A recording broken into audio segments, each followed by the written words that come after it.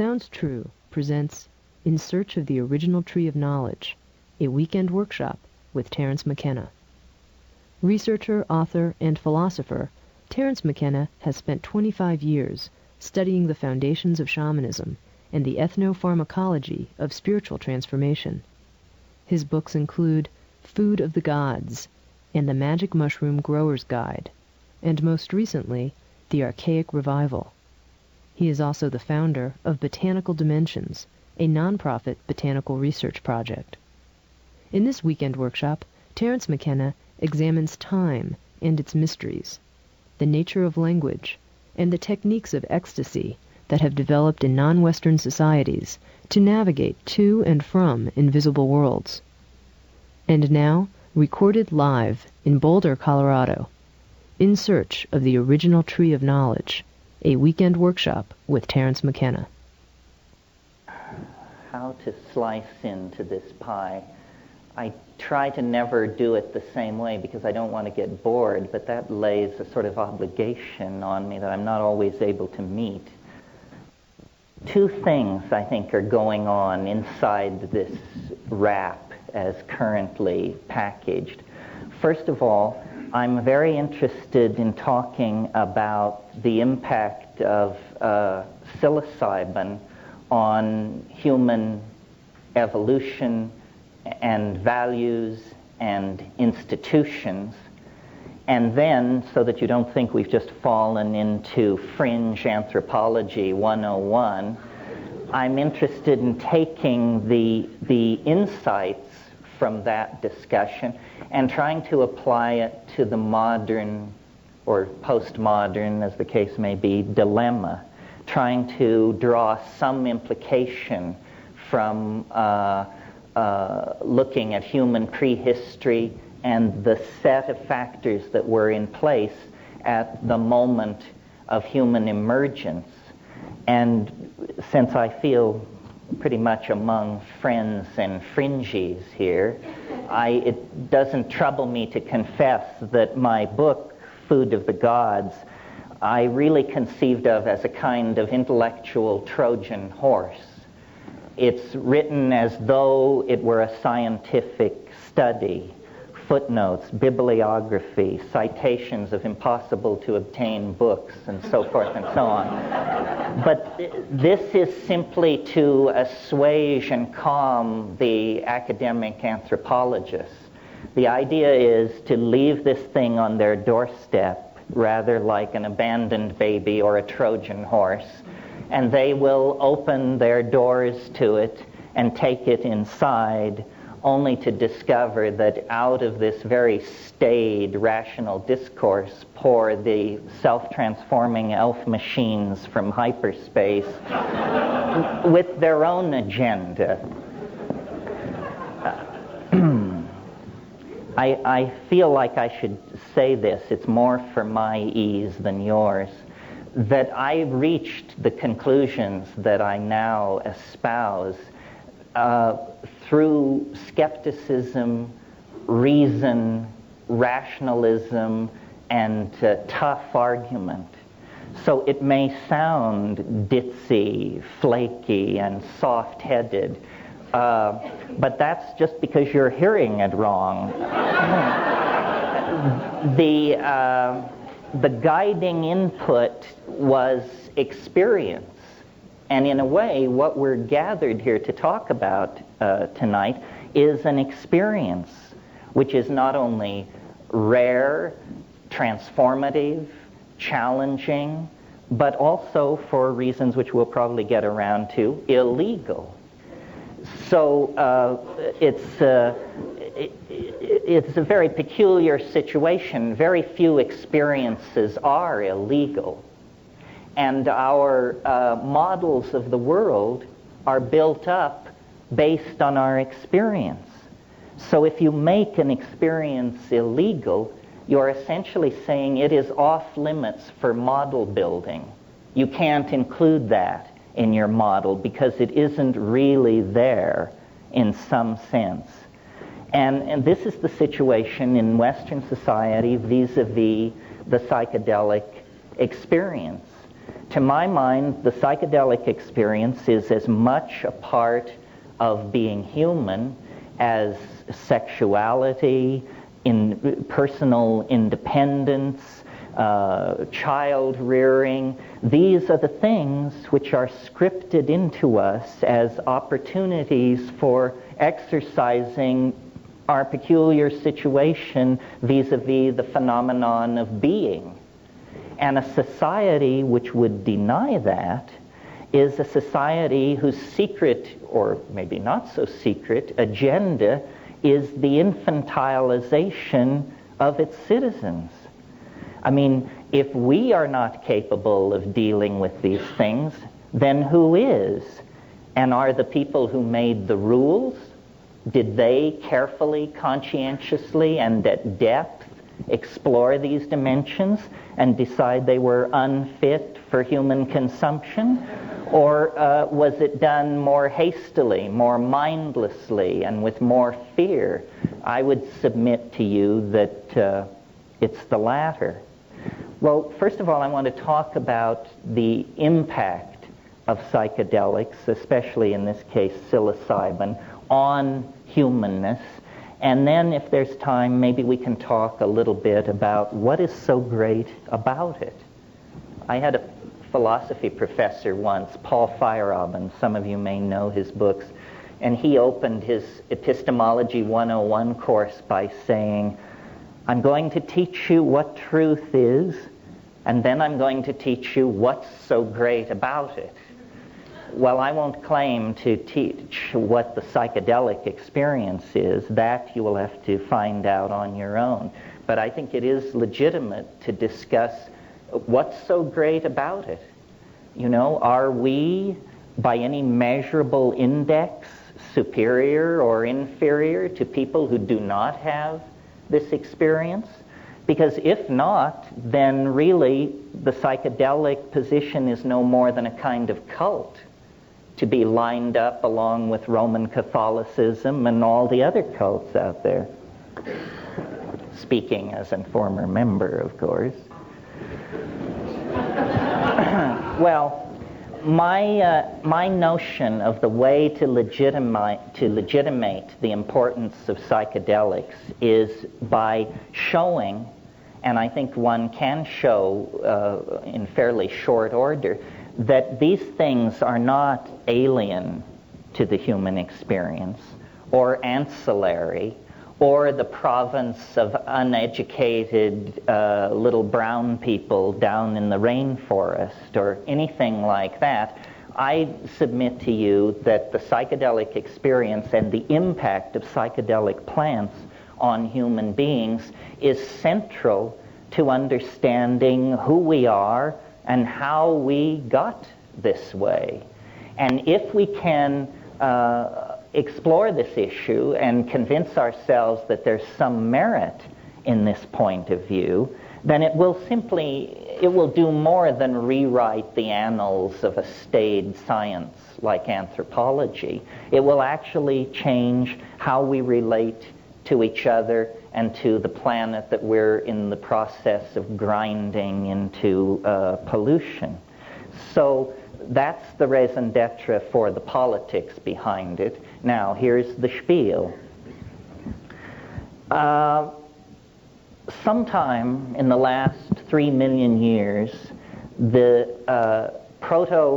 our remote ancestors, the proto-hominids, were disrupted in their evolutionary climax in the canopies of the great rainforests of Africa. You see, most animal species evolve into a niche, tighter and tighter and tighter. We see this with termites and cockroaches and most life forms. This is what happens to them. Only if the niche is somehow disrupted or destroyed does the game veer away from its tendency toward closure. And this is what happened to us. Our remote ancestors would have lived happily in the climaxed rainforests of Africa, in the same way that primates to this day live happily in the climaxed rainforests of Indonesia and South America. But for the fact that the dynamics of the planet, and this ultimately is, if we're looking for a cause, or some people would say a villain, then it's the climatological dynamics of the planet which began to limit these rainforest habitats. And a new kind of habitat began to form in Africa, which was grassland. It's very recent. And under nutritional pressure, and under a pressure that was the result of this retreating environment, our remote ancestors descended from the trees and began to adapt themselves to the new world of the grassland. And they did this over a period of probably a couple of million years. Now, I maintain, and if any of you are evolutionary biologists or anthropologists, this is the nub of my position. Here's what's new scientifically. What they teach you about evolution is that it's caused by mutation, which is a random process, which then meets another random process, which is natural selection. And out of these two random processes, lo and behold, you get sea urchins, birds of paradise, gray whales, and human beings. Now, when you inquire as to what is the source of this mutation, you will be told it's cosmic rays, incident incoming hard radiation which can disrupt chromosomes, and then most of these mutations are lethal, some huge percentage of them, but a vanishingly small number of them actually confer adaptive advantage, and they are then preserved in the genome and passed on. Now, what I want to suggest, and I've never seen it thoroughly treated by evolutionary thinkers, is that food is the unexamined source of evolutionary pressure. It can be. If you know anything about animal species, you know that most animals tend to specialize their diet. Insects are famous for this. If you find a caterpillar and you want to raise it in a jar, you must give it the food plant you found it on, because they don't just eat leaves. It doesn't work like that. They have species-specific adaptations. Now, why is this? It's because it's a strategy to limit exposure to toxic and mutagenic chemicals that other life forms are sequestering in their tissue to discourage predation, essentially. Well, so then what happens when an animal population, such as our remote ancestors, comes under pressure from a dwindling habitat or a limited availability of food? Well, what happens, if you have any sense, is you start experimenting. You start digging up roots you never thought about before and chewing on them. You start eating leaves. You start eating insect protein. You experiment with the slaughter of small animals and so forth and so on. And this is precisely what our remote ancestors did. This is the much lamented transition from fruitarian holiness to predatory carnivorous messiness. But had we not been willing to lower our gourmet standards, we would have entered the fossil record at that point. So here we have these proto-hominids foraging into this new grassland environment, beginning to beat on prairie dogs and stuff like that, and simultaneously, as we all know, evolving in this African veldt environment were great herds of ungulate animals, proto-cattle, bison, wildebeest, antelopes, many, many different kinds of animals. And one of the curiosities of nature is that many mushrooms prefer the dung of ungulate animals to just going out and making a deal with the raw natural environment. They like the leavening that goes on with vegetable material when it passes through the double stomach of an ungulate animal. As a headline, what this means is mushrooms grow in manure. And so our remote ancestors, testing for insects and eating small animals, would certainly have encountered the so-called coprophytic or coprophilic, the dung-loving mushrooms. And they would have tested them for food. Years ago when I was in Kenya, I observed baboon troops in this very environment we're discussing, and their habit was they were very interested in cow pies because they had learned from experience that if you rush over to a relatively old cow pie and flip it over, there's a high probability of beetles or beetle grubs under there, and so these were vectors for food getting. Well, I did not observe mushrooms in Africa, but I observed mushrooms in the Amazon, and they can attain the size of a dinner plate. I've never seen them in cultivation quite that large. But, you come out after a hard rain, and these things are landed like little flying saucers or frisbees in the meadows. They would certainly have been tested for their nutritional potential. And psilocybin, different from all other chemicals in nature, including, as far as I can tell, all other hallucinogenic chemicals in nature, psilocybin has a unique set of characteristics which implicate it, to my mind, very strongly in the catalyzing of the emergence of humanness out of proto-hominid and hominid organization. And it works like this. It's very relatively easy to understand as major scientific breakthroughs go. At least you're not going to be asked to do any partial differential equations this evening. Psilocybin in very low doses so low that if you were to take a dose this low, you could conceivably forget you had done it and just go out and shop and fiddle around. But at doses so low that they do not register as a psychedelic experience, psilocybin imparts measurable improvement in visual acuity. Roland Fisher did this work in the late 50s and early 60s, and they built an experimental device where a person who could not be seen, by turning a crank, there were two parallel bars, and by turning a crank, this person could rotate one of the parallel bars so that it was no longer parallel. And lacking talking rats, they went to the next preferred experimental animal, which is graduate students, and they would sit a graduate student down in front of this device, give them a very low dose of psilocybin, and then put a buzzer in their hand and say, when the two bars are no longer parallel, push the buzzer.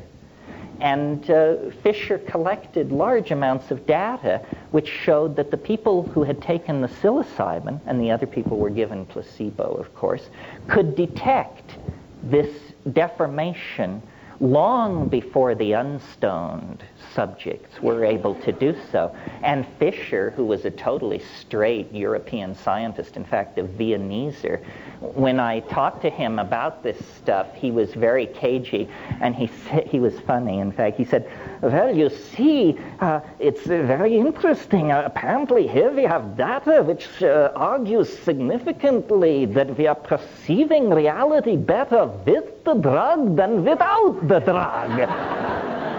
Yes. For him, that was a joke. I mean, he never did anything with it. It was just a throwaway line. But it stuck with me.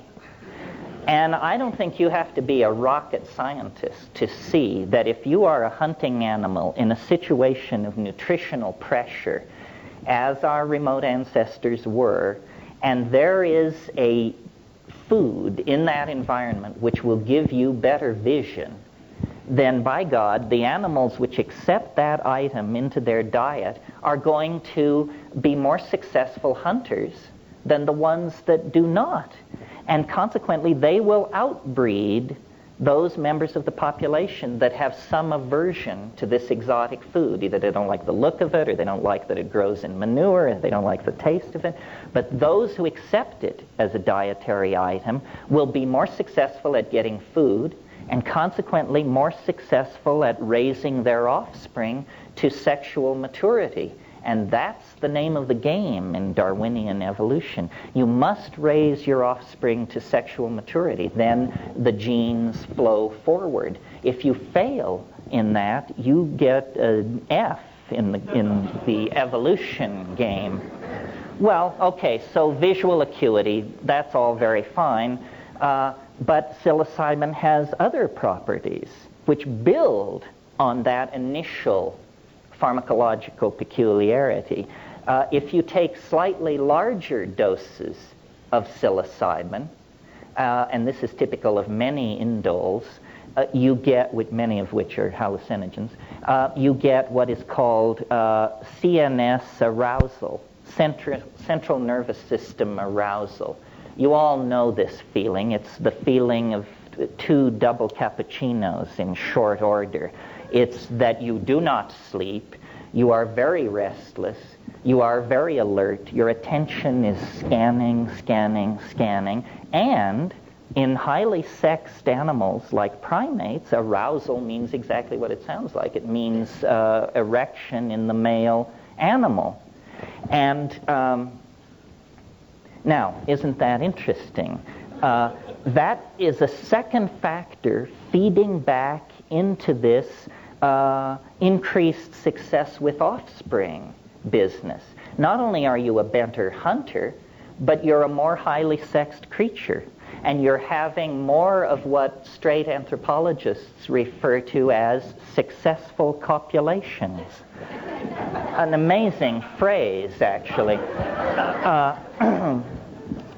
Meaning, of course, that impregnation is a consequence of this sexual activity. Now, the other thing that psilocybin does, at or slightly above this arousal level, and this is very important for the argument, is it causes what I call boundary dissolution, and boundary dissolution in human beings, like you and me, means ego loss.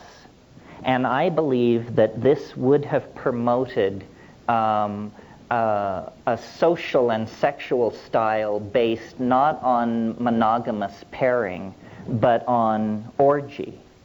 The scenario is fairly easy to imagine. It's that these remote ancestors of ours would take these mushrooms, and they, probably at the new and full moon, the thinking is that ritual was originally lunar timed, and then they would, and we're talking about nomadic groups of people, probably no more than 80 to 100 people, and then there would be group sexual activity. Now, an interesting social consequence of orgiastic social styles, besides a whole lot of fun, of course, is it's impossible to trace lines of male paternity in that kind of a situation. You see, women know whose children are whose because they see the child come out of their body and they nurse the child. But men do not, in that situation, have their children, my children. What they have are our children, the tribal group. And this boundary dissolving thing, let's dwell on this for a moment, because this is central to my argument, and it has political consequences for our own lives. All primates, clear back down into squirrel monkeys and lemurs, all primates have what are called male dominance hierarchies. And what this means is that the most the males with the longest claws, the hardest muscles, and the meanest dispositions take control of everybody else.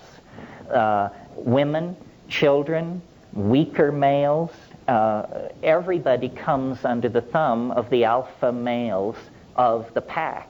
This is true, as I said, of squirrel monkeys, howler monkeys, so forth and so on. It is also true of us, sitting here in this room. This is a male-dominant society. I mean, there's a lot of complaining and hair-pulling about it, and there's a political alternative in the form of the women's movement and feminist sensitivities. But for most people, male dominance is the rule.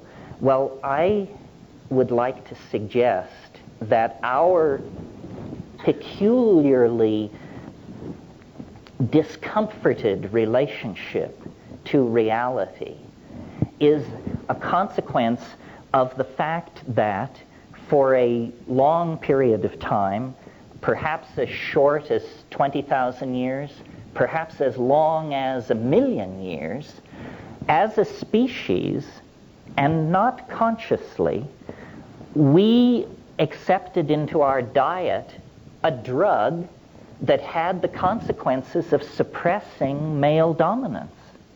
That this was the social consequence of accepting psilocybin into the diet.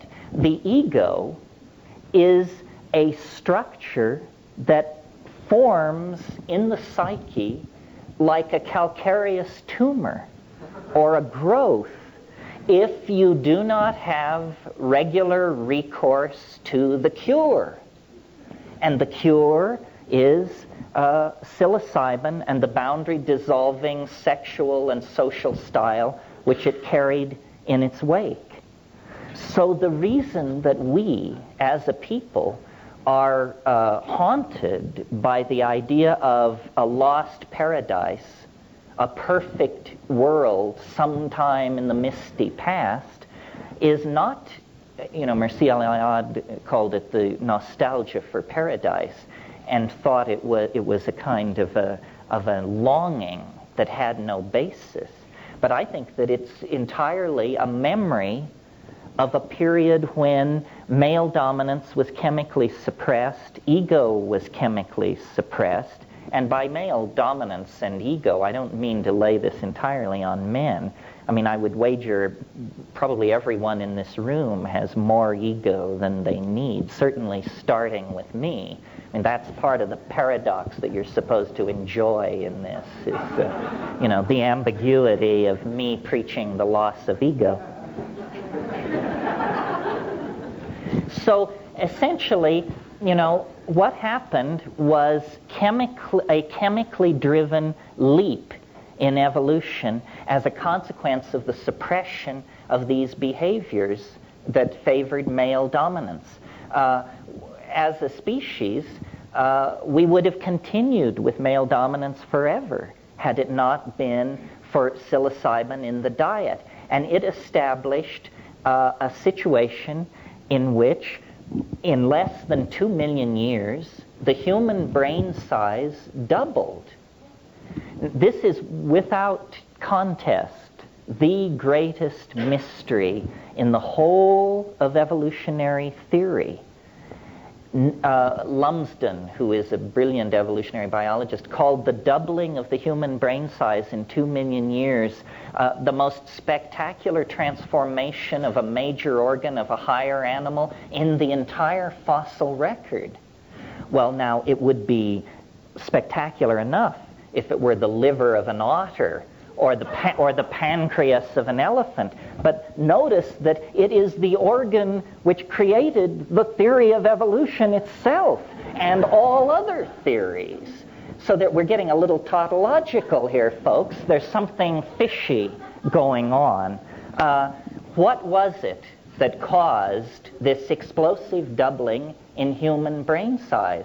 Well, I maintain that it was the new behaviors that emerged with the suppression of ego and their reinforcement in this situation of nomadic pastoralism. And that there was a period let's call it from the melting of the last glaciers in Çatalhöyük, 6,500 BC, there was a period when men and women were in balance with each other, children and adults were at peace with each other, and human beings and the planet were at peace with each other. And then it was lost, and we fell into history. You know, the long slog toward Armageddon is what was initiated in its place. Well, now, if it was so wonderful, why would anybody ever let go of it? Why was it lost? Well, we have to go back to the very forces which created this situation. Remember, I said it was the climatological dynamics of the planet created the grasslands in place of the rainforests. Continuation of those processes turned those grasslands into desert.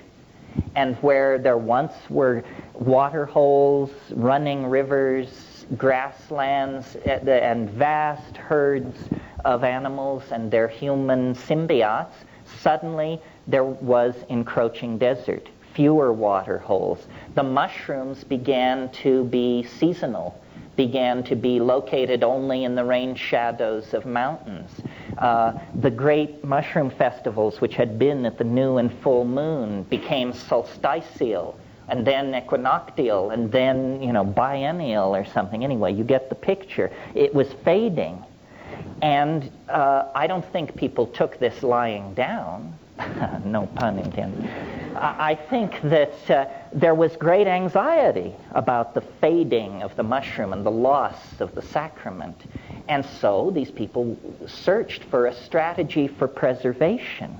Well, in a world without refrigeration, there is only there are two strategies for preservation of a delicate food like that. One is air drying, which is not terribly satisfying because as soon as a rain cloud comes along, your dry stuff absorbs moisture out of the air and turns yuck. And so the only real option is preservation in honey. And this was done, I'm sure. It's still done in Mexico to this day in remote mushroom-using villages. People preserve it in honey. Now, the problem here, and this is a lot, my book goes into this kind of thing a lot, because Food of the Gods. Because what Food of the Gods is really about are the hidden factors that drugs lay upon us that we are not even aware of. And if you are attempting to preserve a hallucinogenic mushroom in honey, what you have to be aware of is that honey itself is potentially a psychoactive drug. Honey will turn into mead. It will ferment into a crude kind of honeyed alcohol. Well, if the mushroom brings suppression of ego, group sexual activity, and the formation of group values, what does alcohol bring?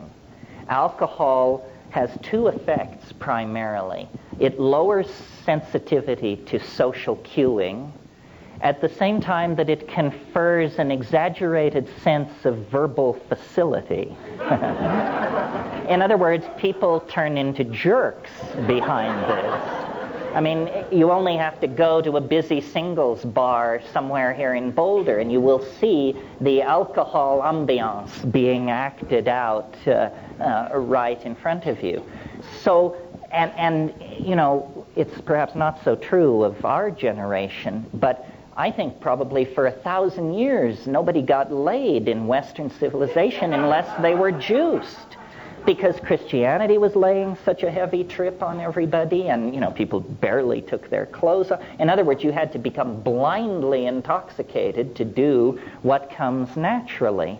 And I think up until very recently, how many women have their first sexual imprinting in an atmosphere of alcohol abuse? I mean, some huge percentage, I imagine.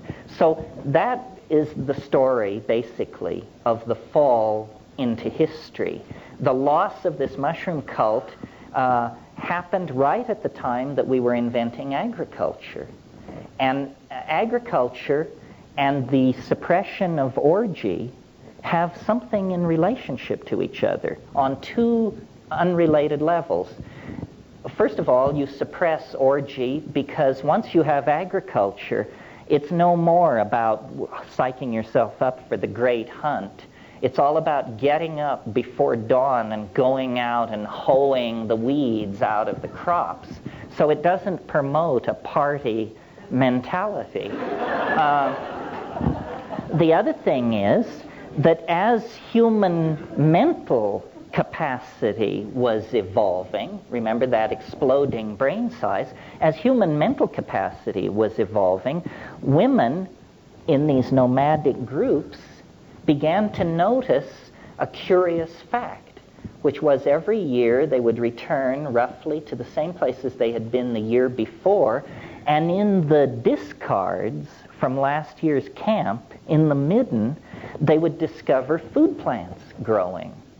And some brilliant woman or group of women put it together and said, aha, we buried food here last year, and now there is food here. Must be something about putting food into the ground gets you food. In other words, they were able to cognize a cause and effect relationship that were separated over many months of time. At the same time that women were putting this together, men were noticing that the act of sex had certain consequences 9 months later. The same perception had different impacts on both sexes, but it was an ability to coordinate a temporally separated cause and effect. Well, once men got onto the notion of male paternity, they realized that these aren't our children. Some are mine. Some are somebody else's. And from that notion, you go to my child, to my woman, to my hunting area, to my weapons, to my SIB group. You get it all, you see. The ego is born, and it is born in an atmosphere of complete paranoia. The first consequence of agriculture, well, it has a number of consequences, but one consequence is it's a tremendously efficient way of producing food. That's obviously why people got into it. What does efficiency mean? Surplus. What does surplus mean? Haves and have-nots. The most spectacular architectural edifice of 10,000 BC on this planet was the grain tower at Jericho. It had thick walls to hold the grain, and it had high walls so you could climb up on top of it and drop rocks on the people who were trying to get into it. Surplus makes nomadism impossible because you can't drag this huge amount of grain with you. So you get sedentary populations. And then, since the people who want the grain are killing your people in fury when they can't get the grain, you decide to put a wall around the whole encampment. Now you have a small town. Now you have urbanism. Now you have the division between nature and secular society. You have classes. You've got it all. And I maintain that this is the long march into hell. And our particular obsession with drugs as a species, I maintain, can be traced back to this transition. That, yes, elephants love fermented papayas, and so do butterflies, and so forth and so on. But this kind of intoxication is not what we're about. We addict severely to several dozen substances, less severely to probably 100 more, and we addict to everything. What we call romantic love shows a lot of similarities to hard drug addiction when you separate the lovers. Sleeplessness, suicidal tendencies, bursting into tears, hysteria, loss of weight. You can't tell whether this person is getting off heroin or has separated from their partner. Well, if you take an individual who is alcoholic or has some kind of serious drug problem, current thinking is this can be traced to traumatic abuse in childhood. This is what happened to us.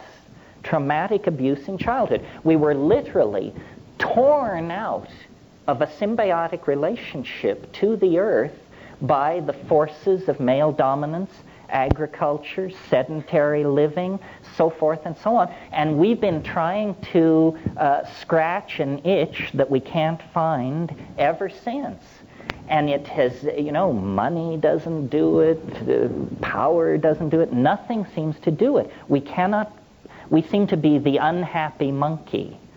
And we take this unhappiness out on each other with a vengeance. And you see, what happened was when the mushroom faded, the million years of pharmacologically interrupted patterns of male dominance reasserted themselves. But it was no more a foraging monkey with this style. It was a creature with language, tools, music, social organization, and suddenly it got very ugly. And people weren't interested, and people began fighting over the women. Said, we don't want to have orgies anymore. This woman is my woman. Touch her, you die, and so forth and so on. And we are living out the legacy of this. Well, before I talk about the social consequences of it for us, I want to go back to the question, what was so great about it? I mean, we've talked about orgy, but you can have orgy without psilocybin. What was so wonderful about that proto-historical mode? Well, this is where it becomes slightly more woo-woo. Because what we have to talk about is, what is the psychedelic experience anyway? And I maintain that if we're talking about psilocybin, and we're talking about taking it in nature, as these people did, that, yes, first come the dancing mice, the little candies, the colored grids, and so forth and so on. But what eventually happens, quickly, like 10 minutes later, is there is an entity in the trance, in the vision. There is a mind there waiting that speaks good English and invites you up into its room. And once there, you realize that this is what all the hoopla about the Gaian mind and the rebirth of the goddess and all that is about. It's not a metaphor, folks. It's a headline in biology. We are not the only intelligent, minded species occupying this planet. We may be the only bipedal hairless mammal with intelligence on this planet, but there is something out there spread through the grasses, the forests, the rivers, and the oceans. Our own emergence into intelligence took less than 2 million years. Life has been on this planet for 1.5 billion years, and we don't know how many strange pathways beckon, but at some point, a kind of mind came into existence, and it is real. It's what lies behind the religious impulse in our species. There really is somebody else sharing the local mind space. And I don't believe we're talking theology here. In other words, this is not, in Milton's wonderful phrase, the God who hung the stars like lamps in heaven. It's not about that. For me, that's a big question mark. But it is the God, goddess of this earth. It is the biological mind. It is that all boundaries are illusions, and that life is a thinking, feeling entelechi of some sort. And we are just like a little droplet that has somehow escaped from the river of cognition and now imagine that we're the only water in the cosmos. Not so, it turns out. The reason the psychedelic experience is so baffling and transformative, even as we sit here with your heads full of Heidegger and Husserl and I don't know, Wilson Phillips and all this stuff, is because in contact with that, we have no more sophistication than our orgiastic, mushroom-munching ancestors. Civilization doesn't give you a leg up on this stuff. In fact, it makes it harder to figure out what's going on, because we have defined nature as dead. You know, atoms screaming through empty space, ruled by tensor equations of the third degree. That's our picture of what nature is. That isn't what it is. It's a mind of some sort. Okay, what is the implication of all this? Is this just some kind of fringo anthropological revisionism? No, it isn't, because the fall into history and its consequences is, at this point, a loaded gun held to the head of the entire planet. We are about to pull over the soup cauldron. And if we do this, then 2.5 billion years of evolutionary advance will be shot. Nobody else ever dropped the ball. So, you know, we appear to be vying for this peculiar honor. If we do not awaken to the consequences of ego, then we are going to run this system right over the edge. The whole thing which characterizes our dilemma as a global society is our inability to feel the consequences of what we are doing. You know, we've got the data. The ozone hole is disappearing. The planktonic life in the sea will die if it does. That will disrupt the food chain. The world food supply will drop by 60%. Everybody who isn't white as a sheet will have to starve in that case, and so forth and so on. I mean, we actually toy not only with our own extinction, but with the extinction of all life on the planet and with the extinction of the idea of dignity and decency itself. Well, I'm not in this psychedelic game because I think it's easy or because I think it's going to be a cinch. I'm in it because I think it's the only game in town. You know, if hortatory preaching could have done the trick, then the Sermon on the Mount would have turned the corner. If cautionary data flowing back to ruling institutions could do the trick, then sometime after Thomas Malthus, people would have begun to hit the brakes. Nothing seems to work. We're sick. We need pharmacological intervention. The ego is permitting us to slowly, not so slowly, commit suicide. And, you know, the fact that we cannot act collectively, that we are suspicious of all forms of collectivism, that we really are all for one and one for all is not our style. Instead, what we have going is a catfight.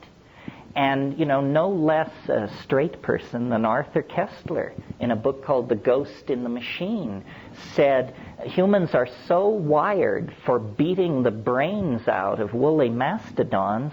That's what evolution has equipped us to do, not negotiate weapons treaties and destroy bacteriological factories. We have to force our evolution. We have to chemically restructure the primate brain so that we do not commit suicide. And the only way to do it in the time left is for the psychedelic community to stand up on its hind legs and roar. And, you know, maybe they'll build camps for us. But the point being, I think there's a moral imperative to try what works. I mean, you know, in the 60s, psychedelics were called consciousness-expanding drugs. A good old phenomenological description. Well, if consciousness does not loom large in the future history of our species, then what the hell kind of future is it going to be? No future at all, I maintain. So if there is even the slightest iota of possibility that these things do what I'm saying they do, then we need to get Johnny Quick on it and check it out, because we may be beyond the point of no return right now. Nobody knows how bad this ozone hole thing is, or what's locked up at Rocky Flats, or behind the Iron Curtain, or dumped in the Arctic Ocean. We may be past the fail-safe point right now, folks. There is no time to lose. It is time to engage the powers that be in a little more serious dialogue than the just say no horseshit that's been peddled recently, because we're talking about the survival of life on the only planet that we are certain has life on it. This may be the site of a cosmic experiment with universal implications, and it rests in our hands. Everybody here tonight is here because a whole bunch of people didn't drop the ball. And, you think you've got problems? 9 times in the last 1,000,000 years, the ice has moved south from the poles, miles thick. No antibiotics, no electronic communication, nothing. And I'm sure these people were miserable, and they dragged through it, and they lived, and they passed it on. Now we're it. And we will be judged the lamest of the lame if we cannot come to terms with this and begin to talk about what is going on. This is not obscure. As I said, I view the psychedelic experience as central to humanness, as our sexuality. We cannot allow dominator institutions to infantilize us and to tell you where your mind can and cannot go. We even have a piece of paper locked up in a vault in Washington, D.C. that guarantees life, liberty, and the pursuit of happiness. Well, now, what could the pursuit of happiness possibly mean if it doesn't mean the freedom to practice your own relationship to nature and its gifts? So I think we have been entirely too casual about the importance of the psychedelic experience. This is, for one reason, because we cannot publicly get together and discuss it in detail. And one of the things that I think is very important about get-togethers like this is, if you will look around, you'll notice that we cannot really be distinguished from the rest of society. Some of us live under bridges, some of us clip coupons. There's a wide spectrum of people here. But this is your affinity group. This is your community. Someone in this room actually has what you need. And, I have acted as a filter, so out of millions living along the Front Range, here we've gotten it down to 200. I can't go any further than that, folks. The rest is up to you. Well, I guess the last thing I want to say, and then we'll take a little intermission and then come back and do questions afterwards, which is my favorite part. But I want to just for a minute invoke the psychedelic experience without regard to the evolutionary forces that created it or the political institutions that suppress it and so forth, and just say, in case there's some soul in this room who's never had this experience, that this is extraordinary news. We are not talking about something like a dream. It is not like meditation. No, you can't get there by yourself. And Babaji is equally useless, because you and Babaji are starting from the same place in this game. It requires pharmacological perturbation of ordinary neurochemistry in order to see this mystery. And it is a mystery. It is not going to be reduced to the firing of synapses or repressed sexual desires or day residues or anything like that. It is the very thing which all these religions are yammering about. It's there. It's real. I mean, if you think that the world is empty of adventure, then you just haven't been hanging out with the right crowd. I mean, on a Saturday night, within the confines of your own apartment, on 5 grams of psilocybin mushrooms in silent darkness, I guarantee you will believe that Ferdinand Magellan should take second place to you. You will see things which no human being has ever seen before, and that no human being will ever see again. That's how big that universe is. The incredibly constricted space-time locus of the here and now that evolution has forced upon us for survival purposes is simply one point in an apparently infinite hologram of explorable data that is the human world. I mean, the entire world of every science fiction novel and story ever written is minuscule compared to the universes of strangeness and peculiarity that are accessible to any one of us, if you will but apply the method. And if you're not willing to apply the method, then, you're going to sweep up around the ashram till hell freezes over and not understand what is going on.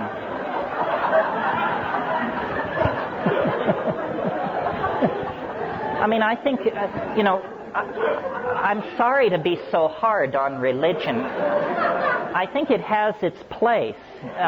Its place is the inspiration of ethical behavior. Religion should teach ethical behavior. But it has very, very little to say about the mystery of being other than that it's there. And that's not practicing religion. Practicing religion is dancing with the mystery, losing and finding yourself in the mystery. And people often say to me, well, how does this relate to other forms of spiritual work? Well, the answer is maybe not at all. I mean, I've certainly taken a lot of psychedelics, and I think I see no sign of spiritual attainment or ethical perfection or anything so la-di-da as that. I don't know what this is all about, but I do know it's ours. It belongs to us. We are the creatures of mind. And 95% of what mind is lies on the other side of the psychedelic boundary. Ordinary consciousness is just like keeping the accounts of life, but there's more to life than the account books. I mean, everything else is out there. The color, the affection, the humor, the terror, the mystery, the incredible strangeness of it all. This is the domain that we want to claim and explore. And if we can find the collective institutional courage to do it, I think this current planetary crisis will be seen for what it really is. And what it is it's not a dying. These are not the last rites for intelligence. This is a birth process. I mean, if you were to come around, if you'd never seen somebody give birth and you came around the corner and it was in progress, you would be thoroughly, profoundly alarmed. I mean, it looks like an enormous tumor is making its way out of somebody, and they are being split in two, and blood is being shed, and there's pleading and screaming and thrashing. It would be a real leap of understanding for you to say, oh, how wonderful, new life is emerging. This is the way we do it. Well, this is the way we do it. I mean, we are in the birth canal right now of a planetary civilization.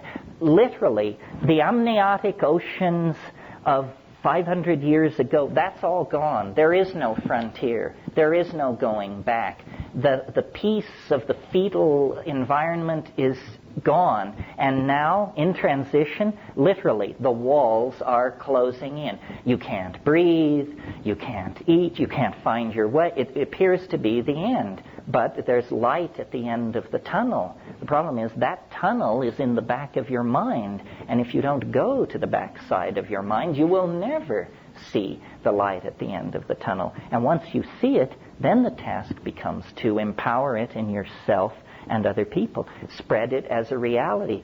God did not retire to the seventh heaven. God is some kind of lost continent in the human mind. And if we will but explore the human mind, we can reclaim these relationships with our own authenticity and shed the childishness of historical existence and gender politics and all the rest of it, and move on to the real business of establishing a real civilization. Thank you very much.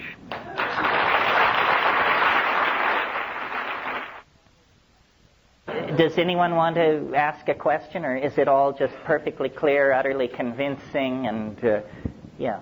Are there bad effects? Of psilocybin? Bad effects.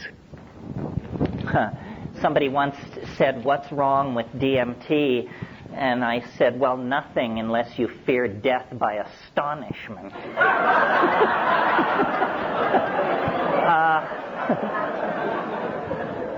But your question is a good one.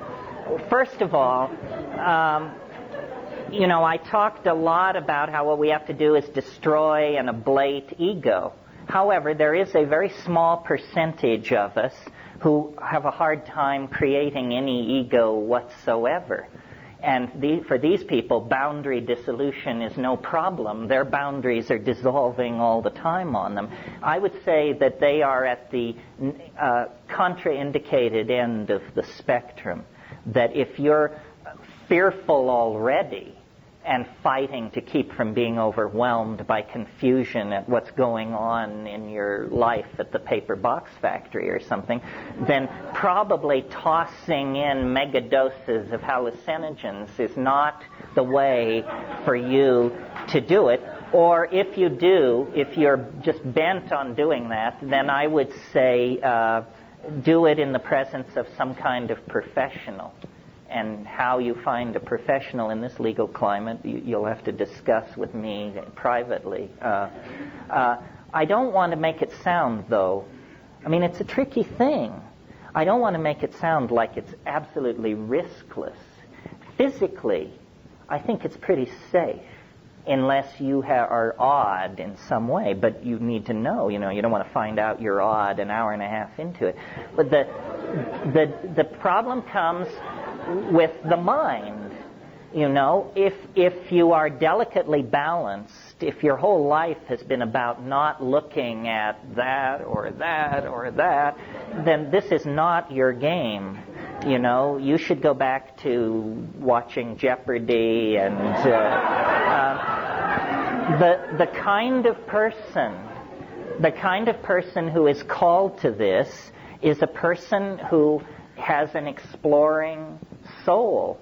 I am not a courageous person in the sense that you won't find me shooting white water. You don't see me, rappelling down the faces of cliffs. But from the time I was the tiniest little kid, I was into the weird. What's weird? Weird is the compass heading. And if you keep your compass always pointed toward the peculiar, the outre, the bizarre, the unspeakably alien, then, you'll find these places. The people who think life is all cut and dried and are perfectly happy to have Carl Sagan and George Bush explain all of reality have never left the broad, swift stream of mundane thinking. But, off in the byways and tributaries, there's a wonderful alchemical saying, which I generally mangle, but I think it goes something like this. The tallest mountains, the oldest books, the widest deserts, there you will find the stone. And what it is it's a prescription for exploring weirdness. That's all. It's not going to be on MTV. It's not going to be in, God forbid, Esquire. It's going to come from, doing your homework, visiting strange people in strange lands, and checking it out. What I can't give you, to return to your question, is I can't give you a guarantee that it will be fun. You know, the Rolling Stones have that wonderful line, you don't get what you want, you get what you need. This stuff is ruthless. And if there's something that you're trying not to look at, it's going to get you, for sure. But ask the veterans. Most people will tell you, you learn more from the bad trips than you do from the good ones. The good ones are ecstatic and connect you up to nature and other people. The bad ones show you your kinks and your limitations and your thought errors and that sort of thing.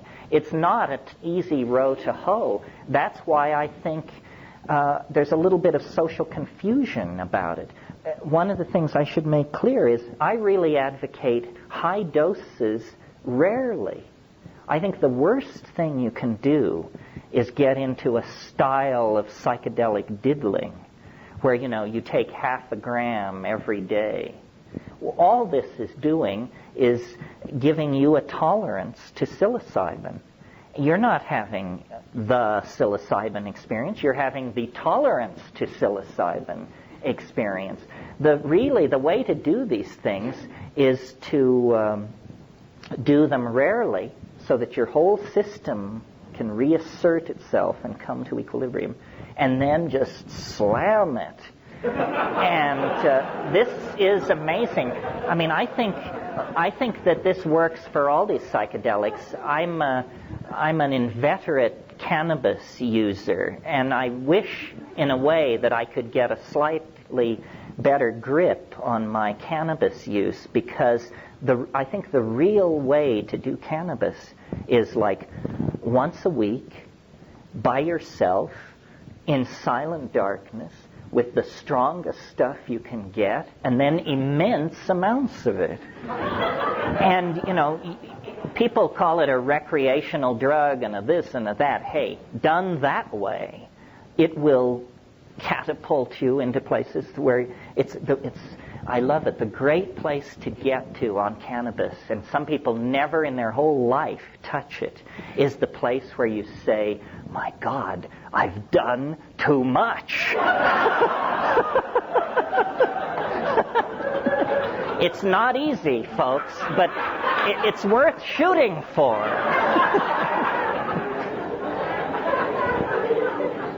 Basically, what you should do is you know, do some homework, read some books, talk to your friends, and then hang on, Hannah.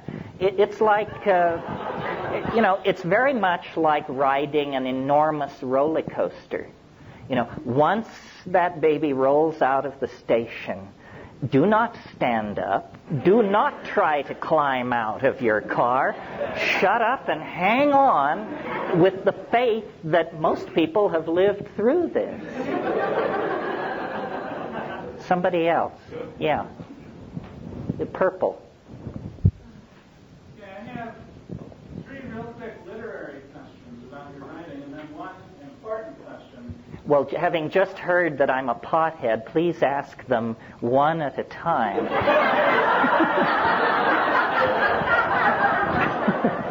What is your first literary question? Okay.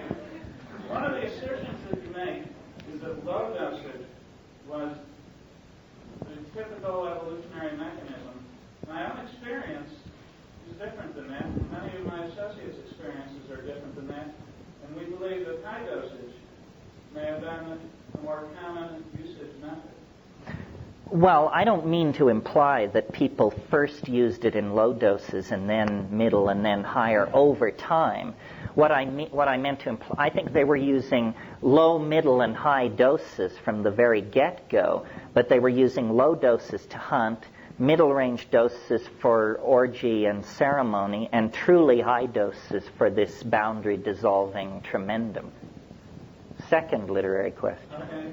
When I read about Chattel-Hayek, I liked you picking up on Mallard and Eisler, and I liked your use of dominator and partnership terminology. That was wonderful. But I disagreed when you said that the cows were a an indirect expression of the fungus found in the art there. I found that to be kind of a leap of logic. But I kind of thought it got off the rails of reason enough. So who knows? Well, I'm not wedded to that. First of all, Çatalhöyük, for those of you who haven't read the book or know about Çatal, was this immensely sophisticated civilization that existed in the 7th millennium BC. We're talking 6,000 years before zero. This civilization existed and was destroyed. And the characteristic of it is shrines dedicated to cattle. And in my book, I argue that this was probably the last outpost of this partnership society. But it was still, I think, the real golden age of mushroom use was probably from about 30,000 years ago to about 15,000 years ago. And by the time Çatalhöyük comes along, it's a fading or yearly or seasonal thing. And now the last question, the important one. One of the assertions that you made earlier was that these indole-based plant hallucinogens actually change people that use them. And the unfortunate thing that I observed is I can't agree with that assertion. It seems that as many people, it seems like only a really few people are changed by it. Only those who are predisposed to change. And I'd like, one of the questions you asked, does it make us better? Does it make us different? And I'm just not convinced at all. When I see people taking mushrooms and going around doing shingus-mingus things and just being as jerky as they ever were, I mean, and going and using weapons plants, and, I don't see it happening. I'm sorry. Well, It's sad because it seems like my argument would be that people don't take it enough and they don't take it frequently enough. That there are a lot of people who really would rather not get loaded, but who feel they must take some psychedelic drug in order to keep membership in their peer group. So what they do, you can always spot these people because their first question at the get-go is, will I be able to drive? I love this question because, it indicates you've got a real tough nut on your hand. In every sense of the word, no, you will not be able to drive.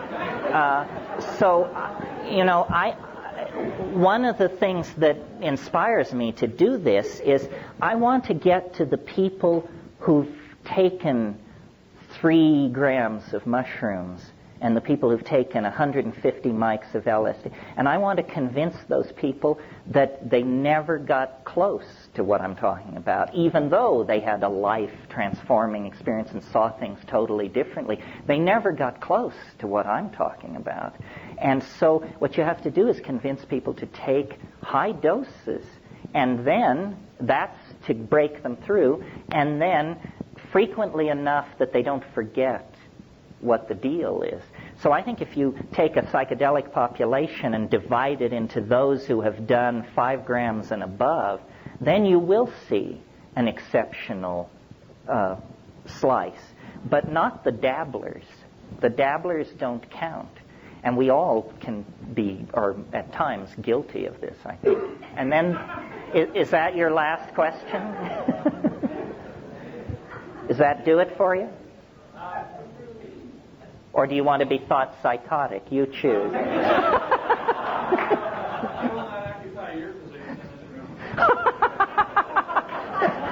Well, I'd love competition. I mean, the competition is terrible. That's the entire basis of my success. Yeah. You, because you were before, if you still wish. Here's the way you like to think it. You like to understand in a darkened room, quiet, can't close your eyes. Now let's back away leering from Milberg cancer where they was on play tape, so they got in books they did, or we drank a lot of it out. And a lot of people think that they play sex and airplane. Right. And why, I guess you think your way is preferable. Why? Because, I mean, I don't know if it's preferable, but here's the thing. People are going to think you're a nut if you come down and say that Johann Sebastian Bach or Jerry Garcia is God.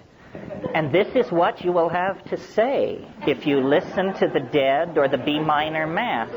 So what I'm interested in is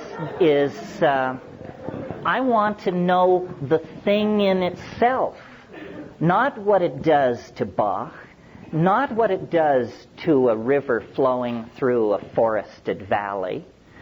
I want to see what it can do with darkness and silence. And I think most people think it'll be boring, probably because they've been hanging out with these beady-eyed gurus meditating, and God knows there's nothing more boring on earth than most meditations. However, psychedelic, sitting in a darkened room on 5 dried grams of psilocybin mushrooms is nothing like meditating. And that's where it can get at you. My relationship to it is always one of, I want to know what it is. And so I think this sensory deprivation method is the only way to get at that. Other people might not like that. People say, well, you mean you put down the whole thing of going into nature? Isn't nature the great affirmation in all this? And the answer is, yeah, but it works for me sort of without the drugs. Plus, and this is just maybe my own weirdness, but I'll share it with you, I have noticed that these things are incredibly disruptive of the ordinary flow of casuistry. Do you all know the concept synchronicity? Well, if you don't stay in your room with the lights out and the phone unplugged, and the damnedest things will happen to you. I mean, you couldn't pay me to go into an American city, even mildly loaded, because adventures beckon. Now, some people like that. You know, some people say, you know, let's take 500 mics and go meet weird people. Not this cookie. Yeah.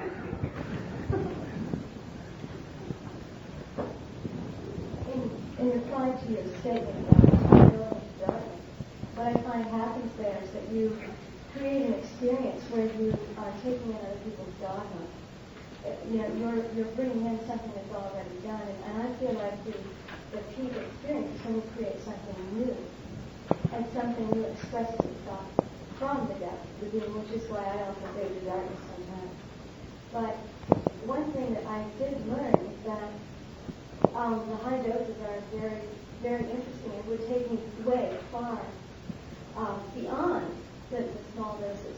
And I've experimented with both homeopathy and natural medical extracts in terms of making my own medicine. But in terms of psychedelics, if you take that into, and my question is coming back forward, if you take that into a situation where you remove the whole molecular pattern as you do in homeopathy, do you think that there could be a more potent experience through that condition? Are you asking me, do I think a homeopathic preparation of a psychedelic would be effective? It would be homeopathically effective. I wouldn't expect it to be experientially effective.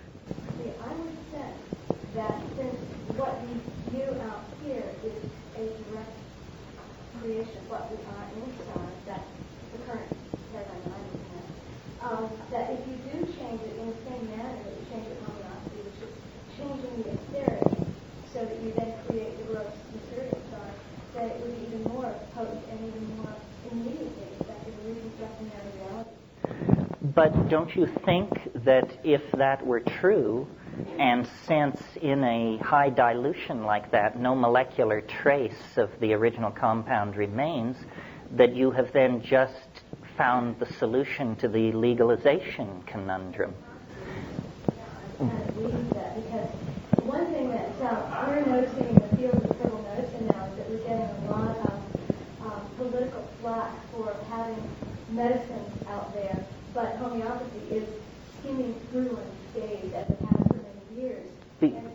Because in a materialist world, it's assumed to be bogus. Right. Yeah. Well, Well, this seems to me not an abstract proposition at all. Let the best homeopaths succuss the strongest hallucinogens and set them out, and let's give it a whirl. Over on this side, yeah. This question may be too personal and embarrassing for you to answer, but I'm just wondering. Oh, I can hardly wait. Why are you in jail? Why am I not in jail? Well, that's an interesting question. And number one, I don't know. Here's what I've come up with. Notice that I use big words.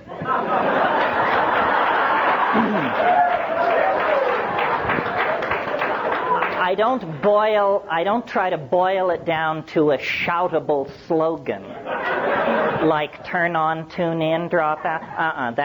Then they come.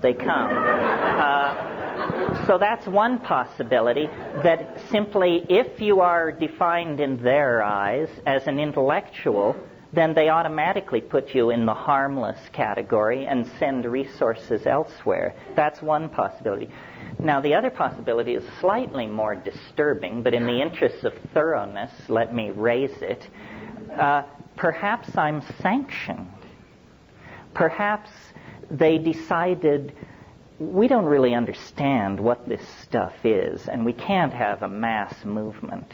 But let one guy just kind of keep the pilot light on in case we ever change our minds about this.